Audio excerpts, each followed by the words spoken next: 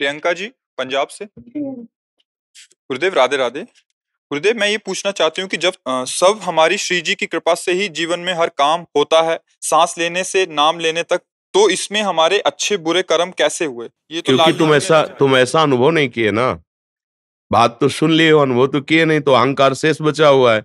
और अहंकार में ही सारे दोष बास करते हैं। अहंकार का मुख्य स्वरूप है मैं स्त्री हूं, मैं पुरुष हूं। जहां ये भाव है तहां ही दोष प्रारंभ हो जाते हैं। परस्पर आकर्षण, परस्पर इंद्रियों का भोगों से संयोग होना, नाना प्रकार के पापाचरण की वृद्धि होना।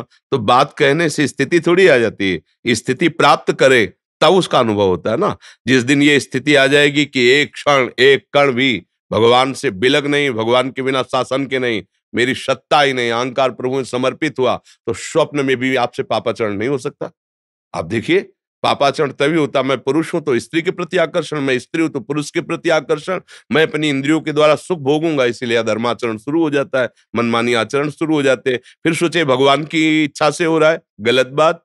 भगवान आदेश कर रहे हैं, अवश्य में भोक्तव्यम कृतम कर्म शुभाशुभम, तुम्हें भोगना पड़ेगा, तुम्हारे किए हुए कर्म है। अहंकार विमूढ़ आत्मा करता हमिति मन्यते, मैंने ऐसा किया मैं ऐसा करूंगा, मैंने नहीं किया मैंने किया, ये सब अहम की धरा है।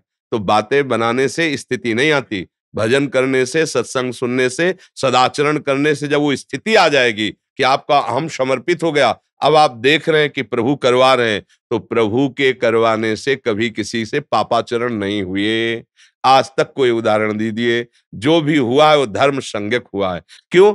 जब हमारी दृष्टि में प्रभु है, भोक्ता करता भाव ही खत्म हो गया, तो पापाचरण होते किससे हैं? पापाचरण करता और भोक्ता भाव से होते हैं। भगवत भाव में पापाचरण की कहीं कोई गुंजाइश ही नहीं है।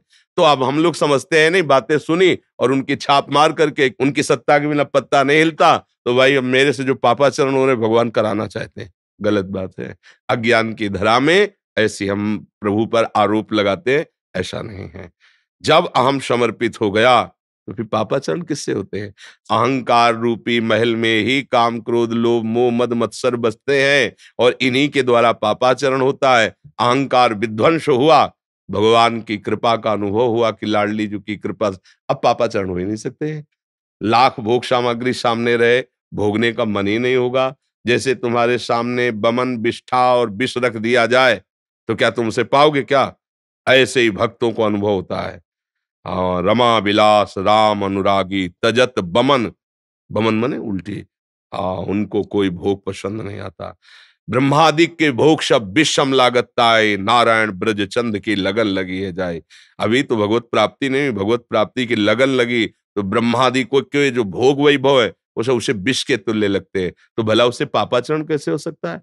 पापाचरण होता है जब हमें विषयों में सुख और मैं भोगूं और सुख लूं, यही तो अहंकार है। अहंकार के नाश के बिना इस बात की सिद्धि कैसे हो सकती कि सब प्रभु करा रहे हैं? और जिस दिन ये बात सिद्ध हो गई कि सब प्रभु करा रहे हैं, तो आप और भगवान में इतना अंतर नहीं।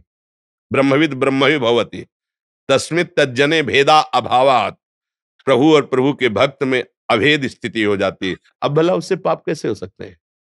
भूल के भी नहीं हो सकते, स्वप्न में भी नहीं हो सकते, क्योंकि पाप का मूल है सुख वासना।